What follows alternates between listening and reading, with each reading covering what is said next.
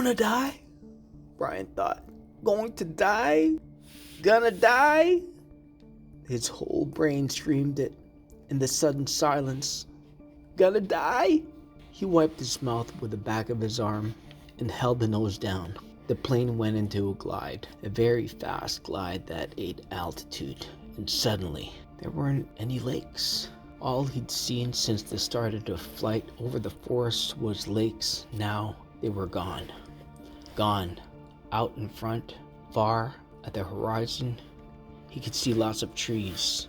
He could see lots of them, glittering, blue in the late afternoon sun. But he needed one right in front. He desperately needed a lake in front of the plane, and all he saw through the windshield were trees, green death trees. If he had to turn, he didn't think he could keep the plane flying. His stomach tightened into a series of rolling knots, and his breath came in short bursts. There! Not quite in front, but slightly to the right, he saw a lake, L-shaped, with rounded corners, and the plane was nearly aimed at the long part of the eye, coming from the bottom and heading to the top, just a tiny bit to the right. He pushed the right rudder pedal gently, and the nose moved over, but the turn cost him speed, and now the lake was above the nose. He pulled back on the wheel slightly, and the nose came up.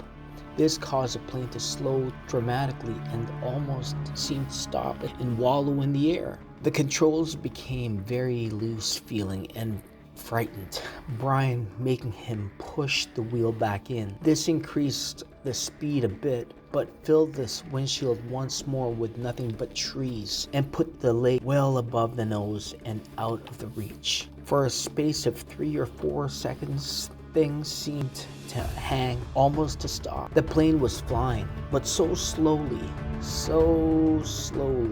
it would never reach the lake. Brian looked out to the side in a small pond, and at the edge of the pond was some large animal. He thought a moose standing out in the water, all so still looking, so stopped. The pond and the moose and the trees as he slid down over them, now only 300 or 400 feet off the ground, all like a picture. Then everything happened at once. Trees suddenly took on detail, filled with his whole field of vision with green, and he knew he would hit and would die, but his luck held, and just as he was to hit, he came into an open lane, a channel of fallen trees, a wide place leading to the lake. The plane, committed now to crashing, fell into the wide place like a stone, and Brian eased back on the wheel and braced himself for the crash. But there was a tiny bit of a speed left, and when he pulled on the wheel, the nose came up and he saw in front the blue of the lake, and at that instant the plane hit the trees. There was a great wrenching as the wings caught the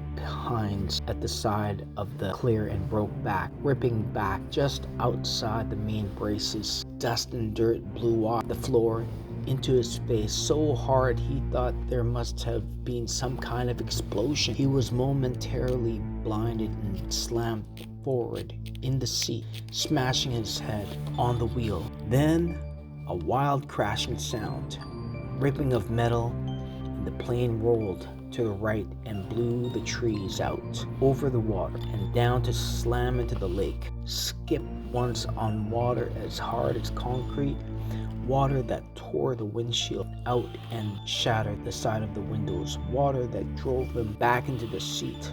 Someone screamed tight animal screams of fear and pain, and he did not know that it was his sound, that he roared against the water that took and the plane still deeper down in the water.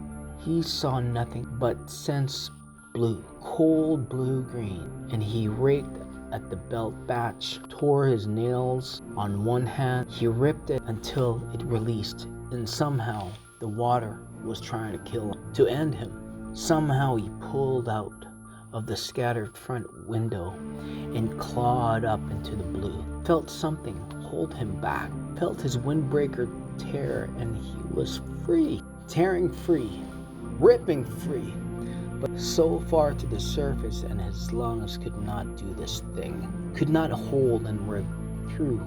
And he sucked water, took a great pull of water that would finally take him, and his head broke into light, and he vomited and swam, pulling without knowing what he was doing, without knowing anything, pulling until his hands caught at weeds and muck, pulling and screaming until his hands caught at last in grass and bush, and he felt his chest on land, felt his face in the coarse blades of grass, and he stopped. Everything stopped. A color came that he had never seen before, a color that exploded in his mind with pain, and he was gone from it all, spiraling into the world, spiraling out into nothing.